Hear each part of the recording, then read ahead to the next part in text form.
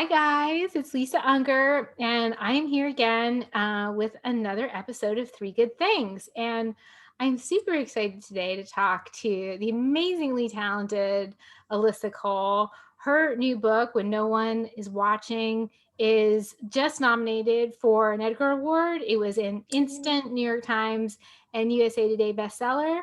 And it's just such a great book. I loved it so much. It's such a voicey, kind of pacey, deep, smart, emotional, just like all the good stuff. It's got it all. Alyssa, thank you for joining us. I'm so happy to be able to speak to you from Martinique. Yes, hi. Nice to be Hi. chatting with you. Yeah, so I started doing this during the at the very beginning of the pandemic, because I always think of myself as an extreme introvert. But I realized during the early months of the pandemic that I might not be as much of an introvert as I thought. I I I think of myself similarly, but I call it like the rechargeable introvert. So Exactly. Yeah. like That's so basically I would just be here working for months and then go to a conference or to visit family or friends or something and kind of like get recharged over the course of a week. Then I can go a few months. And then, yeah, with the pandemic, I was like, I actually had a similar thing. I started doing a thing called date nights Oh, with nice. romance writers. Oh, that's so cool. It started out as like every 2 weeks and it's with a bookstore, but now it's moved to quarterly because Yeah, it's hard. deadlines. Yeah, But it it's was a the real same thing. thing, like meeting that interaction that you're like, oh yeah, I can live without that, and you're like, wait, no, I can't. No, I can't. I mean, I think I'm kind of like more like the opposite. Like I'm more of an introvert, but I have this extroverted side of my personality. And I can like take it out like my dog and pony show or whatever, and like go out on the road. And I actually even like it, like speaking and connecting with other people. But by the end of it, I'm fried. I'm done. Like I am like in a dark room with an eye mask. Like I have to like go to a charging station, that involves like my dog and just like a cold compress or something. And then I recharge there and then I can function again. But I think it's like really true. We do generally have these two.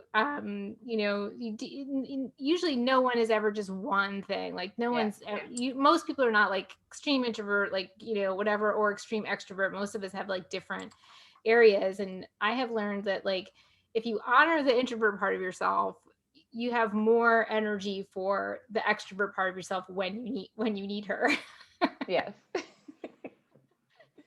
So I always wind up talking about introvert versus extrovert on these interviews and most of my interviews, because it's something that I always think about, especially as writers. Like we kind of have to have that a little bit, otherwise you couldn't do the thing. You couldn't sit for the time and be with your story and just kind of just dwell in that place of solitude that you really need to be in to write. Yeah, and then there's the flip side of like the public speaking Yes. and actually like for most of my life, I mean, I had my extroverted side also, but like I hated public speaking. Yeah. I was like super nervous to the Mhm. point of like stumbling over my words, Yeah. crying and stuff, like having to raise my hand in class or Yeah. even just say like present Right. during the roll call was like this stressful thing. Like, oh no, we're going down the rows. I'm next.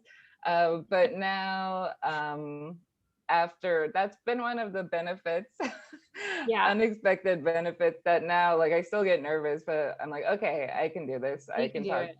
And even if I Right. do get nervous, no one's gonna do anything. No one's gonna laugh at me. They're Exactly. No just one's gonna throw like no one. I always think nobody's gonna throw anything at you while you're up there, right? Like the bar they'll is just be pretty like, low, okay. right? For writers, like nobody expects you to get up there and dazzle necessarily. Like if you're actually half good, people are surprised. And nobody's gonna like throw oranges at you or anything like while you're up there. They're not gonna heckle you. Usually, like readers are usually pretty, genteel and like kind of loving, So that's what I always tell myself. No matter how bad it is, they're probably not gonna like, do anything super mean. Yeah. Oh, writers, we're so crazy. That's okay. That's what they love about us. So this show has been kind of like, how talking to my writer pals about how we're, getting through lockdown and quarantine or whatever stage we're at in that. And so I wanted to start talking about like some good things. That was like kind of my idea with that. Is like, you could open your computer and turn on the television or read the newspaper, and like you could read about 6 or 7 like really horrible things that make you go, oh my God, no. And then or we could just do this and talk about things that go, oh wow, that's great. So I'll start first with my first question is always, do you have a book right now that really is like super exciting for you, or transporting you a little bit, or is there something that you find yourself going back to again and again, like kind of as a touchstone or for comfort? Any of those things? Ooh, comfort. My comfort reads are often Nalini Singh's Changeling series. So Okay. Nalini Singh, she's a New Yes. Zealand-based Yeah. romance writer and thriller writer Yeah, now. she did. I I think actually blurbed her first thriller. It was excellent. She's it was so great. It good. was so great. I loved it. I loved it. And so she has this series. She has several series and so many books. But the Changeling series, the latest book was called Alpha Night, and basically, and it's actually Changeling Trinity now because it's like the first book Okay. series had like 14 books, and like this is the spinoff series. Oh, And it's basically the premise. It's like kind of sci-fi, kind of and paranormal romance, and it's this world where there are 3 races, which are the humans, the changelings, and the Psi, who are like kind of like humans, but they have mental abilities. okay. And basically the Psi, in order to prevent themselves from constantly being overwhelmed by emotion, have 100 years before the books take place, they instituted this thing called silence, which was an initiative that basically shut off their emotions. Okay. But the series, basically the overarching thing of the series is what are the ramifications for the Psi and for everyone in the world, from basically shutting off this innate need Mm-hmm. that they have. Mm-hmm. And they did it because they were trying to protect people, and because people kept going mad, and Yeah. when they had these super strong powers, and being able to be influenced by emotions was something that wasn't great all the time. Mm-hmm. But of course it had a negative effect, and it's like basically them moving out of silence, starting to regain their emotions, and then also what is the effect of that on Right. them after so long. And so it's just this really great series, and I haven't even read all of the books, but there are Mm-hmm. some books that I read over and over, but there are so many books that you can literally, I'm sure, find any kind of trope or situation Yeah. that and because she's also moved into thriller Yes. writing now. There are In New also Zealand, aspects they're of set in New mystery, Zealand. Yeah. and there are characters that you can follow over the course of the entire series and see where they're at and like what they're doing, and also seeing one thing gets resolved and then like, oh no, there's this new situation that's even worse than the last thing that has to be resolved. So it's just like a fun and engrossing series. And the last one that is about this kind of paranormal world, but also deals with a lot of real world things like how do people recover from trauma and human connection and Yes. things like that. Yeah. So that's been several of those books have been on my reread list Yeah. and re-listen list during over the last year. Yeah. And so do you feel like you take a lot of inspiration from her? Is she like like an author that you just really admire? Like I have just some people that, when I'm just like feeling lost or whatever, I just kind of in my manuscript, I'll just open, usually it's something like Bird by Bird by Anne Lamott, and I feel like it's kind of like you just open it to any page and start reading, and you can always, it's like you find always, like, I always feel like I find exactly what I need when I do that to kind of like take me to the next place. Are her books kind of like that for you as well, Nalini's books? I guess in a way, there are some authors who I say they are my wavelength. Wavelength. I have no idea what they feel. This is just in my brain, Right. but like I feel like they are writing not the same exact thing, but there is something I that found they're that exploring level. that's Yeah. similar to Yeah. what I try to explore. And it's like I can't always actually like put it into words, but there's like a feeling that I'm like, okay, I feel like we're on the same wavelength. So yeah, sometimes when I'm feeling stuck or just like, for reasons of like, okay, well, I just need something that I know is going to make me feel better now, Yeah. but also kind of helps me to think about what I'm trying to do with my book, in Totally. the Yeah. subconscious, like, okay, what, emotional thing is this character working through, Right. or Right. what am I trying to convey with what's going on, and why am I stuck on it? Right. Exactly. Yeah. Yeah. And I think that a lot of us too, I mean, probably like, they say that, my generation of writers is like we're the first generation that's like as sort of inspired by film and television as they are by books, and I think that that's probably true. I think I'm a lot older than you, but, like, I think that that is, um, you know, uh, for me, like I take a lot of inspiration from other authors and reading in books, and I've been, like every writer, right, like a huge sort of reader all my life. My mom was a librarian, and it's just been like a lifelong love affair with books, but also, film and television, like all my life as well. And obviously a lot of us now are doing a lot more television and movie viewing than we ever did before, because we're just kind of around. And is there anything for you that is like, totally taking you out of your, like sort of space and like transporting you, or again, something that you like rewatch again and again for, like when you just like, I just need to like be soothed by something, which my daughter Ocean and I do this a lot. Like there are certain things that we watch and rewatch when we just like, okay, I need to watch Hamilton, or I need to watch Moana, or like Uh, whatever it winds up being. Is there anything like that for you, or just something right now that you think is great? um, Something that I have rewatched is actually, I'm a huge anime fan. Oh yeah. And there is an anime that came out last year called Demon Slayer, Ooh.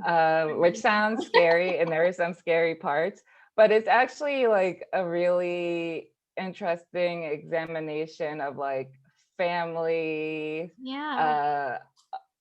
uh, emotional connection with family, with friends, and how those can be healthy and how those can be toxic. And it's, it's in an anime shonen style of like a hero who is kind of a chosen one, who has Yeah. these special abilities and uses them to help other people, and is very giving, but it also like kind of subverts it in these cool ways. um and like his sister has been turned into a demon, and then he needs to find out how to turn her back into a human, but she Of doesn't course. act like the other demons. Like she's not going around, killing every human she sees. So like the animation style is just really beautiful, but also the story is like a really, loving brother and sister story, but also friend making new friends, and kind of um summoning strength when you That's think you don't have any more, kind of a that's story. yeah, I'm writing that down. My daughter is an artist and an animator, and she also loves anime, so we will definitely be It's so good. It does have some, because there are demons who like eat humans, it does have some kind of gory parts sometimes, but we've been slowly initiating her to the dark side for a while now. So finally we were like, you know what, you have to watch The Shining. I'm sorry. Like I don't care if you're only 14, like it's time. There's just places what we have to go now. One of my so The Shining is actually one of my formative books because, like you said, writers always generally start out reading, and I would just steal books from my parents' bookcase. And like, so when I was like 7, I was like, this book looks cool. It's shiny. Because the old there was like an old trade paperback version that had kind of like a mirror like surface. And I was like, yeah, let me start reading this. And I really too early, way too early.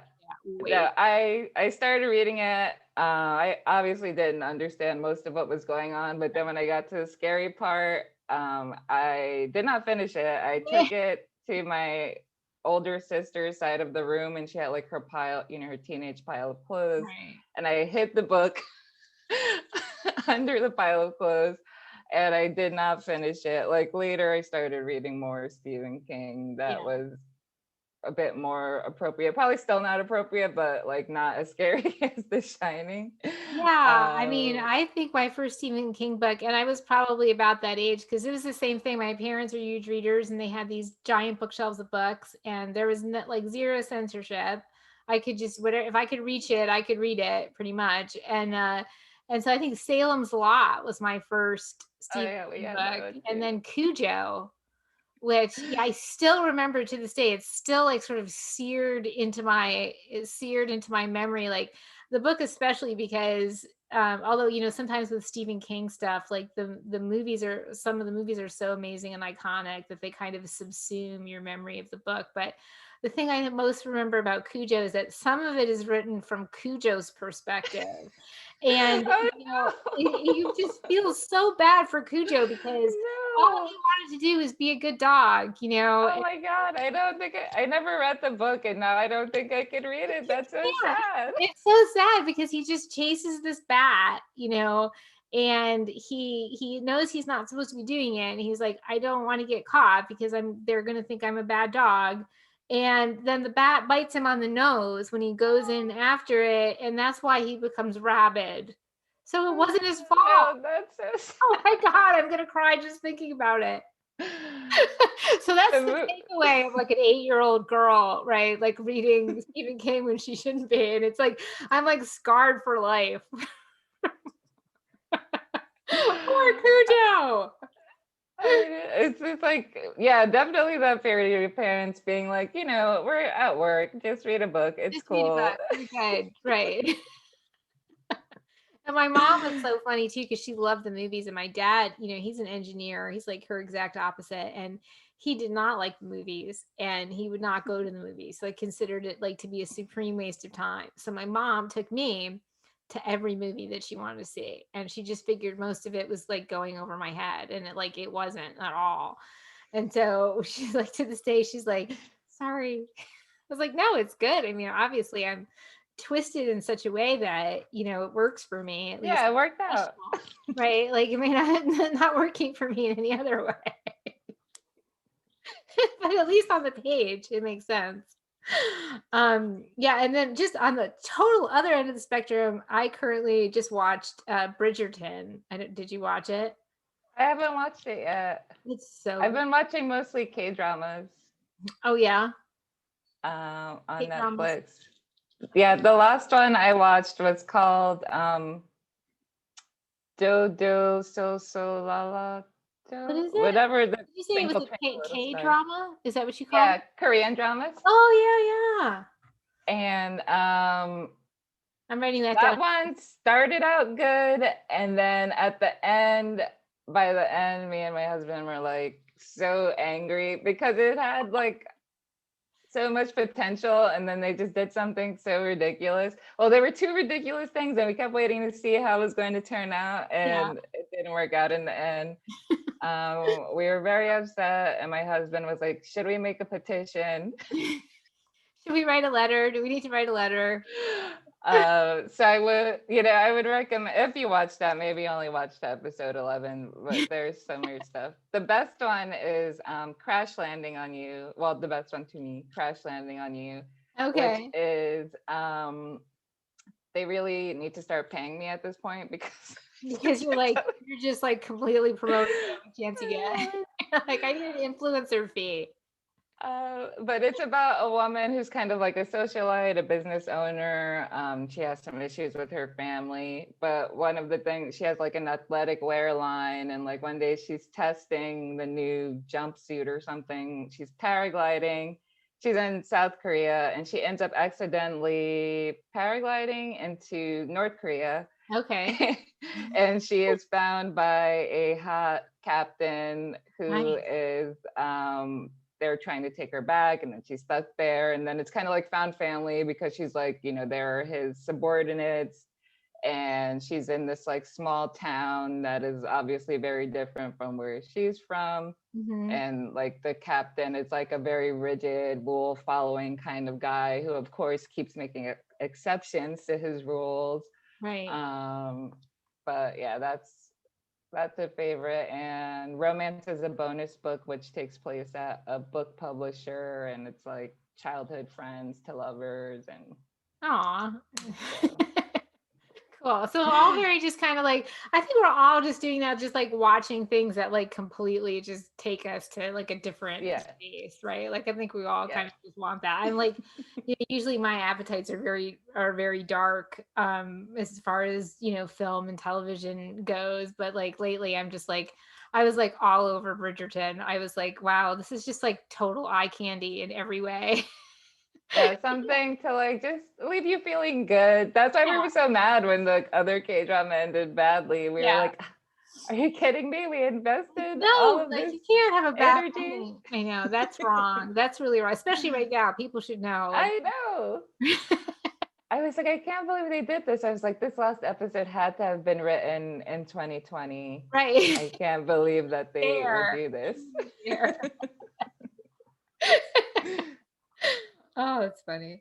Well, we also at our house, we do a lot of cooking as well, like especially now that we're home all the time and barely eating out and all that. So we've always been, all three of us are cooks. We all love to cook. So that's kind of a nice thing. But it's maybe not like after a while, you're just kind of like, okay, like I can't cook, I can't find another use for ground turkey.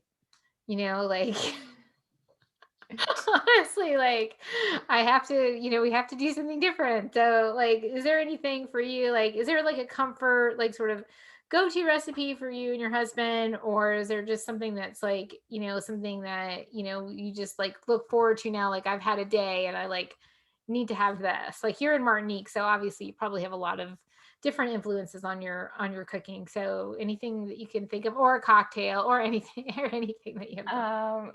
So when it comes to comfort food, I actually found my friend Janet gave me this recipe, which kind of combines different comfort foods. But like for me, tuna casserole is up there with like really. He loves that. That's his favorite.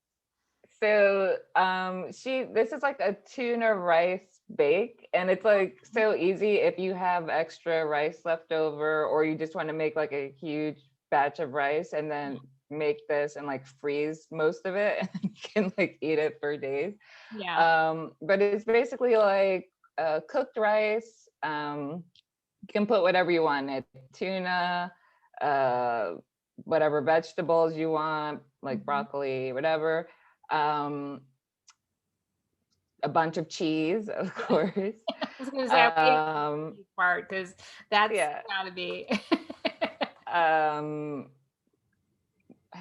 Whipping cream or sour cream, whipped creme fraiche, milk, whatever dairy you want to put in there. I feel like it's pretty elastic. You can do whatever you want, right? And then you bake it. And it's so good. And it's like. And it's so easy. It's so easy, and you just throw everything together, put it in the oven, and then you can freeze it and have that comfort waiting for you.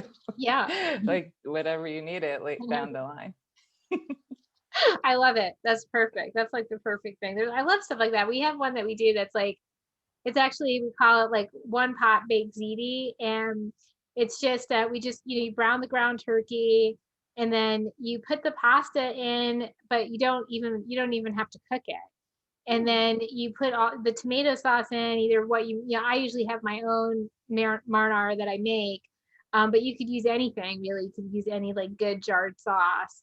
And then you let it simmer on the stove for a while. You have to cook it in a pot that can, like a pan that can also go in the oven, like an all-clad, like, pan. And then after you let it simmer for a while, you just cover it with cheese, mozzarella cheese, and in our case we use dairy-free cheese because I have a dairy thing. So we put the cheese on top, and then you just put it in the oven and you bake it. And you bake it for like another 35-40 minutes, and it's like absolutely perfect. The pasta's perfectly cooked, the cheese is melted, and like it's just literally one pot. And it's the same thing. You just put it I'm gonna try that.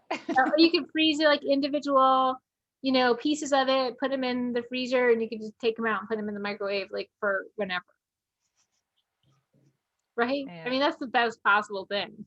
Yes. Okay, I'm gonna try to add this to the rotation. Okay, yeah, add it, because I'm gonna add yours to the rotation too. We'll loop back and discuss.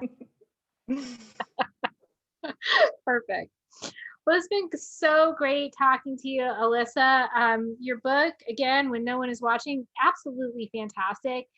And what's the deal with the Edgars? Is it a virtual ceremony? I think it's going to be a virtual ceremony this year. Yeah, great. Well, I'll definitely be tuning in for that. And congratulations again. And thank you. So great talking to you, and I hope we can do it again soon. Yeah, on stage somewhere. That would be great. Let's do that. So that's a date. It's our post-pandemic date. Great talking to you. Thanks for being here. And thanks, guys. Thanks for tuning in. See you all soon.